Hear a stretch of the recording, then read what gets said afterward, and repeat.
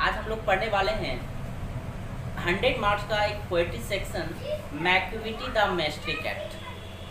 तो आप लोग जरूर से जरूर बुक सामने रखेंगे और मैं सबसे पहले ये मैक्विटी द मिस्टिक कैट के जो ऑथर हैं टी.एस. इलियट, मैं पहले इसके बारे में बता देता हूँ, तब जाकर मैं इस चैप्टर से रिलेटेड थीम बताऊँगा, तब जाकर हम चैप्टर स्टार्ट कर सकते हैं।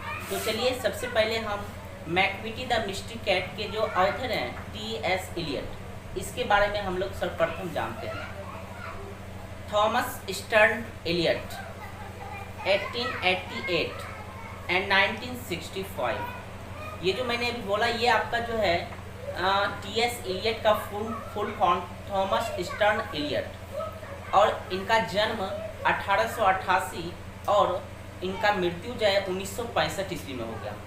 और आगे कुछ कहता है इसके बारे में, was born in Saint Louis Missouri USA। इसका मतलब इनका अगर जन्म स्थल देखा जाए तो ये सेंट लुइस जो कि एक मिसौरी में पड़ता है, वहाँ इसका जो है जन्म हुआ था। मतलब यूएसए में एक जगह है मिसौरी, वहाँ पर इनका जन्म हुआ था टी.एस. इलियट का, but eventually settle in England. लेकिन प्रॉब्लम क्या होता है, किसी कारणवश हो सकता है किसी प्रकार की कोई प्रॉब्लम हो जिसके कारण उसे यूएसए छोड़कर इंग्लैंड में सेटल होना पड़ा। मतलब वह इंग्लैंड में क्या बोलते हैं, यूएसए में उनका जन्म हुआ, बट उन्होंने अपना लाइफ का अधिक से अधिक समय कहाँ बिताया, तो कहता है इंग्लैंड में। थोड़ा सा यहाँ पे क्वेश्चन कंजेस्टेड होगा कि टी.एस. इलियट ने अपना अधिक से अधिक समय कहाँ बिताया, तो आपको बताना पड़ेगा। ये बहुत सारे के स्टूडेंट्स के मन में आता होगा कि ये जहाँ जन्म हुआ है वहीं ना वो अपना अधिक से अधिक समय स्पेंड करता है, लेकिन ऐसा कुछ नहीं। यहाँ पर जो है जन्म तो यूएसए में हुआ, लेकिन इनका जो है अब अधिक से अधिक अपना सेटल हुआ कहाँ, वो जाके इंग्लैंड में। उसके बाद आगे देखो कहता है ए क्लासिस्ट इन लिटरेचर, ये लिटरेचर में बहुत ही ज़्यादा क्लासिकल थे। और आगे बढ़ो, and Anglo Catholic in religion. अगर ये धार्मिक स्तर पर देखा जाता है, धर्म पर इस पर बात करें तो कहा जाता है ये एक एंग्लो कैथोलिक थे। ये कौन से रिलीजन से बिलोंग्स करते थे, तो एंग्लो कैथोलिक रिलीजन से बिलोंग्स करते थे। And A royalist in politics, और साथ ही साथ राजनीतिक में, पॉलिटिक्स में इनका बहुत सुंदर सा पकड़ था। डेट मीन्स ये रॉयल प्लेस था इनका जो है, पॉलिटिक्स में, राजनीतिक में भी ये बहुत ज़्यादा रमे हुए थे। आगे बढ़ता हूँ, he rose to become one of the greatest poets of the 20th century. देखिए और कुछ इसमें बहुत ज़्यादा सुंदर सा अधिक से जल्दी चेंजेस हुआ। वो कह रहा है कि ही रोज अब become one of the greatest poet of the 20th century. या 20वीं शताब्दी के कवियों में से, जितने सारे 20वीं शताब्दी के कवि आते थे, उन कवियों में से इनका भी नाम जल्दी से जुड़ गया। मतलब ये जल्दी से फेमस हो गए। He was also distinguished critic and dramatist.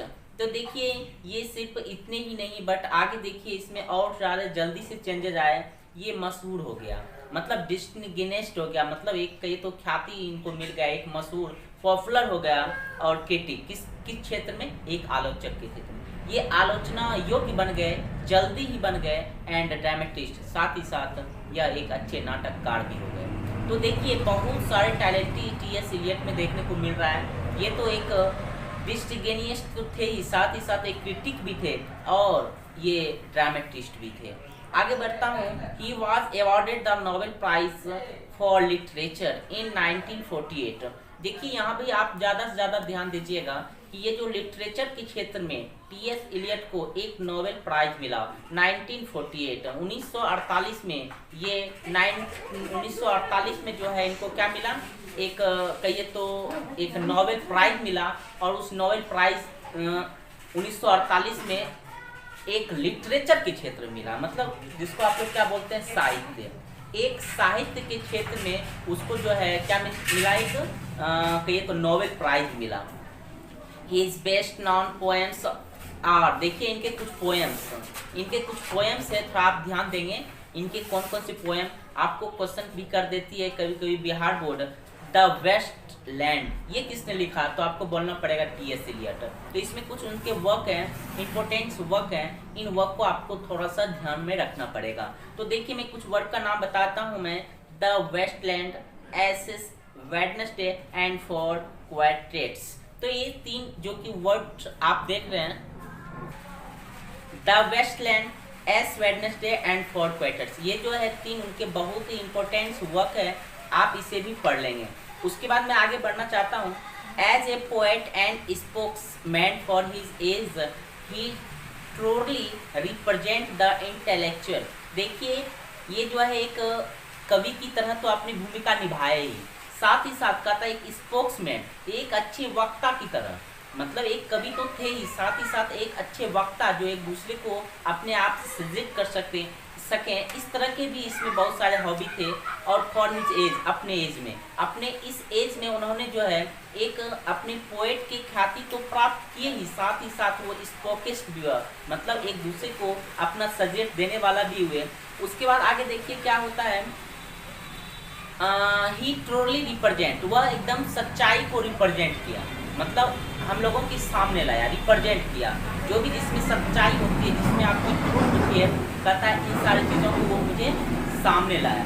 उसके बाद देखते हैं द इंटेलेक्चुअल, मतलब वैसे लोगों के लिए जो इंटेलेक्चुअल हो,